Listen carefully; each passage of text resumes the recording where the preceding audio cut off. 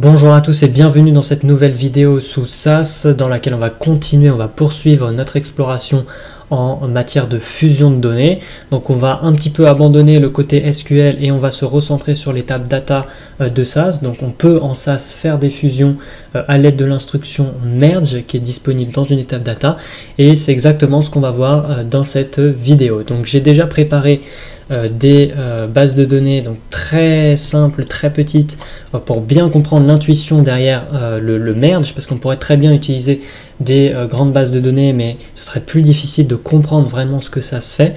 Donc là ça va être relativement simple de le comprendre avec ces exemples. Donc je mettrai en lien de description de la vidéo le fichier qui permet de recopier ces tables pour vous éviter de recopier à la main et d'effectuer les exercices en même temps si vous le souhaitez. Nous, on va ouvrir tout de suite un nouveau, on va déjà lancer les bases de données qu'on va avoir besoin dans nos exercices. Donc je sélectionne tout, je fais Run et là j'ai bien toutes mes tables et je vais ouvrir un nouvel éditeur de texte qui va me permettre du coup de faire les exercices. Alors, un peu d'éléments de contexte, donc on va se situer dans le premier exemple avec deux tables, la table A et la table B, et si on les ouvre et on regarde ce qu'il y a dedans, on constate que on a donc ici l'ID, une autre variable donc, qui s'appelle x1, et dans la table B on a également l'ID et une autre variable qui s'appelle x2. Donc en fait on a quoi? On va avoir deux types, d'ailleurs on le voit mieux ici, quand je regarde la table A et la table 2, à chaque fois on a la même variable qui est l'ID, donc l'identifiant client, ici, et ensuite on a une variable qui est différente, donc une variable caractère qui donne le genre dans la table A et une variable numérique qui donne une autre information qui est différente du genre dans la table 2. Donc ça c'est un peu pour décrire les bases de données, et du coup on va pouvoir on va tenter de faire une fusion entre ces deux tables. Et ce qu'il est intéressant de garder à l'esprit, c'est que lorsqu'on va utiliser l'instruction merge sous SAS, on va avoir différents types de fusion. Et en fait, il y a trois grands types. Le premier type, c'est ce qu'on va appeler le one-to-one. Donc, c'est-à-dire que lorsque je vais fusionner en fonction de la variable qui est identique, donc ici l'ID, en one-to-one, je ne peux pas avoir de duplicat suite à la fusion. Donc ça, c'est une définition qu'il faut retenir. Ensuite, vous verrez dans l'exemple que c'est exactement ce qu'on va retrouver, mais ça va être beaucoup plus parlant avec l'exemple. À cela, ça diffère avec le one-to-many. Le one-to-many, on peut avoir des valeurs de jointure identiques qui vont être dupliquées. Donc vous verrez dans l'exemple comment ça se fait en fonction de la table. Et puis, on a le many-to-many qu'on ne verra pas dans cette vidéo et qui fera peut-être l'objet d'une autre vidéo. Donc, nous, on va se concentrer sur les deux premiers cas, puis ensuite, on fera un macro-programme pour gérer ces cas-là. Donc, je me remets sur mon éditeur et pour l'instant, du coup, on va s'intéresser aux fusions en one-to-one sous SAS. Alors, la première chose vraiment impérative à se rappeler quand on fait du SAS et quand on fait de la fusion et qu'on utilise l'instruction merge, c'est qu'on doit forcément trier nos bases de données avant la fusion en fonction de la variable de fusion, donc la variable identique. Donc c'est pour ça que je vais commencer par trier mes bases de données, donc via la procédure qui s'appelle sort, donc proc sort data égale, je mets le nom de ma première table, donc ici ça va être table A, point virgule, by, et ensuite je mets ID. Alors là je lui dis quoi? Je lui dis tu vas aller dans la table A, tu vas me la trier en fonction de ID. Pourquoi ID?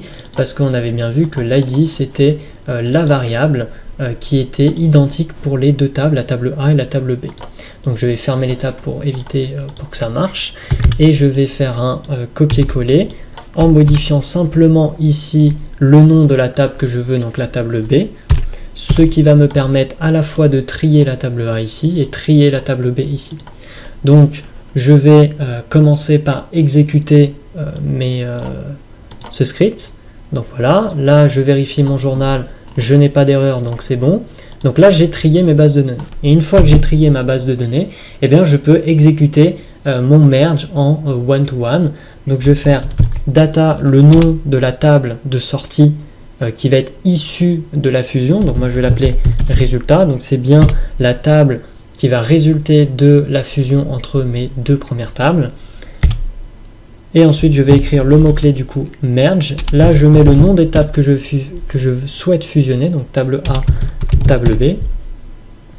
Et je lui dis, tu dois fusionner par une colonne, donc by ID. Et ensuite, je lui mets un run. Donc ensuite, je peux exécuter ce programme. Je l'exécute. Alors, j'ai mal sélectionné mon script. Hop, voilà. Donc, il faut bien penser à tout sélectionner, sinon ça ne marche pas. Là, on voit qu'on n'a eu aucune erreur. Quand je double-clique sur résultat, eh bien, on voit que j'ai ma fusion qui a été effectuée et on va pouvoir voir qu'est-ce qui s'est justement passé. Alors juste avant, j'aimerais revenir sur le code qu'on a écrit. Là, dans notre cas, on avait simplement une seule variable, l'ID, qui nous permettait d'identifier de manière unique une information dans nos deux tables. Mais il est possible que dans une table qui a 10, 15, 20 variables, vous ayez, ou vous souhaitez, en fait ça dépend, identifier une information en fonction de plusieurs variables, par exemple 3 variables. C'est ce qu'on va appeler la clé primaire, donc une notion plutôt informatique que statisticienne, mais ça permet en fait d'identifier l'information. Donc on pourrait très bien ici avoir l'ID, et puis mettre une autre variable comme ça à la suite, mais il faudrait le mettre à la fois ici, à la fois là, et à la fois dans merge, donc ici dans by, pour que ça fonctionne. Là ici c'est vraiment le cas simple, on a une seule variable qui permet d'identifier de manière unique l'information. Donc notre clé primaire, eh bien, il n'y a qu'une seule variable.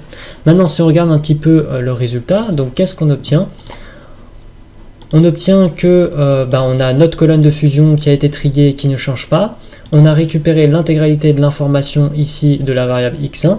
Et là, en x2, il nous manque de l'information. Alors pourquoi il nous manque de l'information? Si on retourne dans la table B, on constate que la table B, il y a moins d'observations que dans la table A.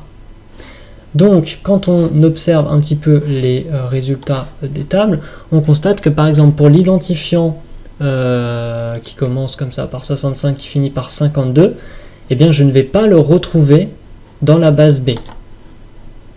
Voilà, on voit bien que, donc c'est un peu difficile à regarder, mais voilà, l'identifiant qui termine par 52, eh bien n'existe pas dans la table 2. Là, j'ai pas d'identifiant qui termine par 52. Ça veut dire que je n'ai pas l'information de cet identifiant sur X2. En revanche, pour la table A, donc que je n'ai pas ouvert qui est là, eh bien j'ai cet identifiant, donc j'ai son information. Donc en fait, qu'est-ce qui s'est passé? Eh bien, ça c'est aller ouvrir les deux bases de données, donc table A et table B. Il a donc préalablement, il avait trié par ID, et puis il allait coller toutes les informations qu'il avait pour chaque ID. Donc on aurait très bien pu en résultat, donc ici on a de l'information manquante parce qu'on n'a pas ces informations pour ces deux ID sur la variable x2, mais on aurait très bien pu ne pas avoir l'information de cet ID sur x1 mais l'avoir sur x2, et donc là on aurait également une valeur manquante. Et donc c'est ce à quoi en fait aboutit le one-to-one, c'est-à-dire qu'on va vraiment fusionner les deux tables en prenant le maximum d'informations qu'on peut coller, et puis là on n'a pas l'information, et bien on met, ça se met un point en disant il nous manque l'information, c'est une valeur manquante. Donc voilà sur le one-to-one. Maintenant on va passer, donc je ferme les tabs que j'ai ouverts, et on va passer au one-to-many, où cette fois-ci on va pouvoir avoir des valeurs dupliquées. To many, parce que là on peut très bien voir que dans le résultat je n'ai aucune valeur dupliquée au niveau des ID. J'ai vraiment regroupé les ID. Par exemple, si on prend cet ID qui finit par 12, je l'avais dans table A et je l'avais dans table B, et on a regroupé les informations sur un seul ID. Donc j'ai pas eu de duplicat à ce niveau là. Maintenant, quand on va faire un one-to-many, donc on va utiliser cette fois-ci les tables C, donc on a pareil des informations qui sont données, et la table D où on a d'autres informations, donc on voit que la table D est beaucoup plus petite. Qu'est-ce qu'on va constater? Donc on va refaire les fusions, donc je vous invite à copier-coller ce code de fusion, à modifier les noms, donc on va prendre la table C cette fois-ci, et la table D, et on va toujours fusionner par ID, parce que quand on regarde C et D, on a toujours l'ID qui est la colonne qui est identique entre les deux bases. Donc on va faire les deux. Et puis ensuite, on va pouvoir effectuer notre fusion. Donc on écrit toujours data résultat 2 parce que j'ai pas envie d'écraser le résultat de la première fusion pour voir la différence. Et ensuite, on va mettre le mot-clé merge, donc table C et table D.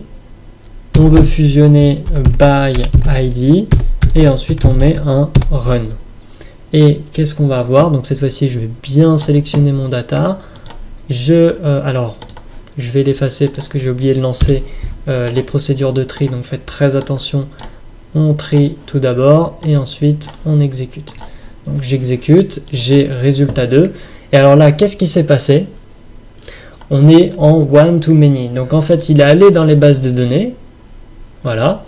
Et puis, il a constaté qu'on avait dans la table D deux identifiants qui commencent par 87 et 92.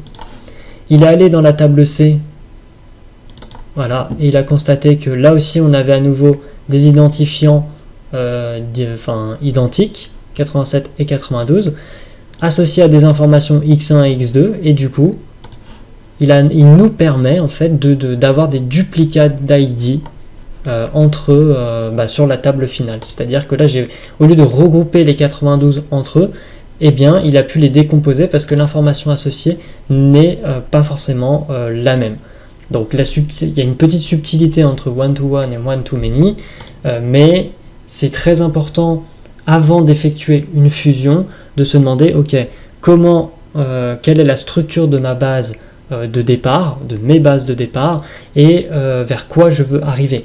Et en fonction de la réponse à cette question, on va savoir est-ce que je fais des jointures en type SQL, est-ce que je fais du merge, et si je fais du merge, est-ce que je dois faire du one-to-one, du one-to-many, du many-to-many, enfin, il y a vraiment différents types de fusion à garder en tête, mais c'est vraiment à l'utilisateur de se dire, bon, je veux aboutir à quoi?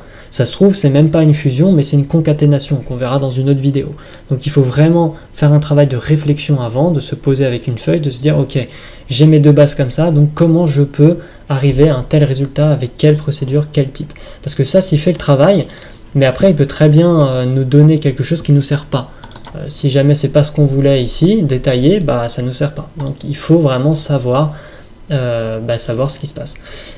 Et bien sûr, la remarque que j'ai fait avant s'applique également là. Pour l'instant, on a une clé primaire avec une seule variable qui est l'ID, mais on aurait pu avoir plusieurs variables pour identifier notre information. Alors, je ferai peut-être une vidéo justement pour parler de cette notion de clé primaire, clé secondaire, etc. Là, pour l'instant, retenez juste qu'on doit trier et faire la fusion en fonction d'une variable que j'appelle variable de fusion qui permet d'identifier l'information de manière unique dans les bases de données. Donc voilà, j'espère avoir été suffisamment clair. N'hésitez pas à liker, à partager cette vidéo et à laisser un commentaire sous la vidéo.